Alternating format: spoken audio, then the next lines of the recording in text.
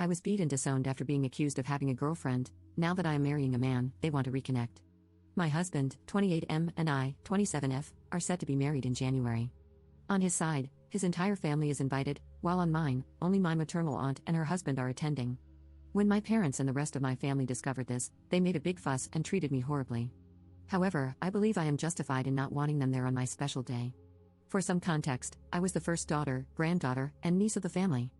I was everyone's special darling, that is, until the arrival of my siblings.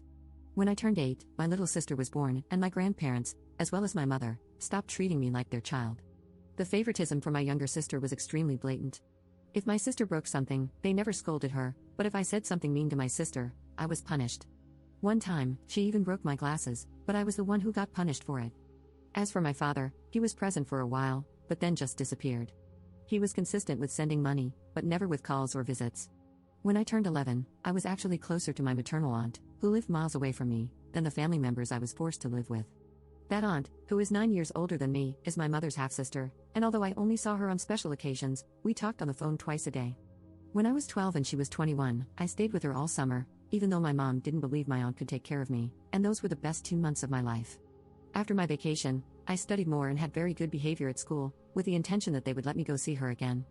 However, everything was ruined when my grades in mathematics began to decline. Although I tried hard, and my aunt gave me classes and even paid for a tutor, my grades didn't improve. That year, my aunt visited me in the middle of the school year, and went with my mother to see what was happening at school. It was then, when my mother and aunt met with my teacher, that I was accused of not paying attention in class because, in my teacher's words, I was too busy being distracted by my girlfriend. My mother and aunt were amazed, and asked the teacher why he said that. The teacher argued that I was not normal, and that I was into girls.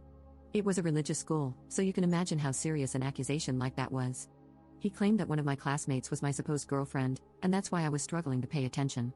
My aunt made a fuss and threatened to sue them for discrimination, but my mother believed the teacher.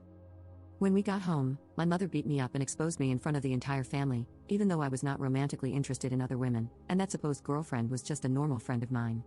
My aunt intervened and confronted my mother, and it was then that my mother kicked me out of the house and told my aunt that if she loved me so much, then I should move in with her, because I was ashamed to my mother and would not be allowed here. My aunt didn't think twice and took me with her. She called my father and told him about the situation, and they both filed a complaint and made it clear that I would stay with her. My grandmother, who lived with my aunt, also disowned and disapproved of me for the same reasons my mother did. However, my aunt, who owned the house, kicked her out. From that day on, my aunt and her husband, who was just her boyfriend at the time, took care of me as if I were their own daughter. When I turned 15, my uncle legally adopted me. He paid for my university, and throughout that time, he made sure I attended therapy. I must say that all this affected me too much, but the love he gave me helped me a lot.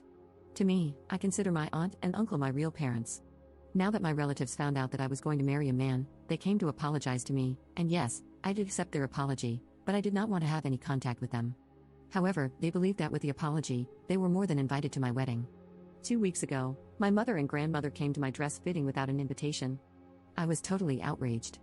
They had not been invited, so I kicked them out, and in return they started insulting me and my husband.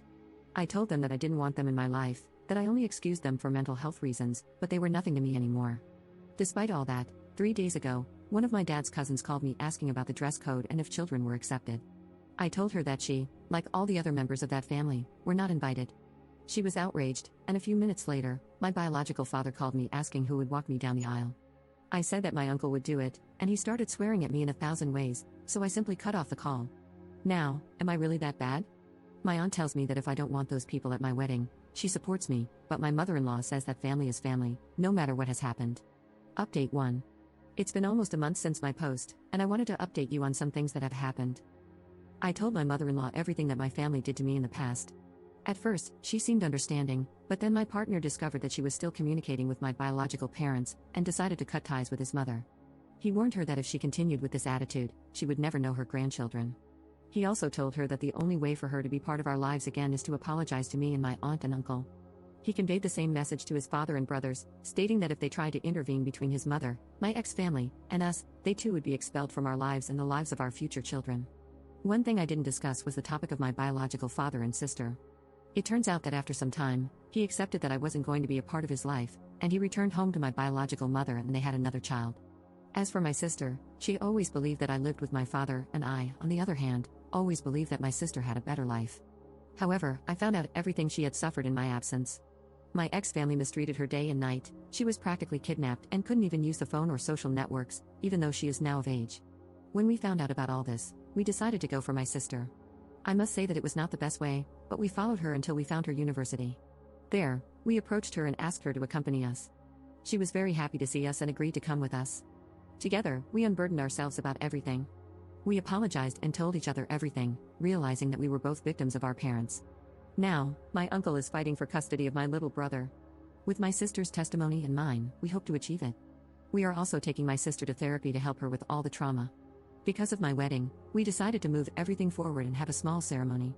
We didn't tell anyone, so we had no surprise visitors, and it went well. Thank you all for your advice and support.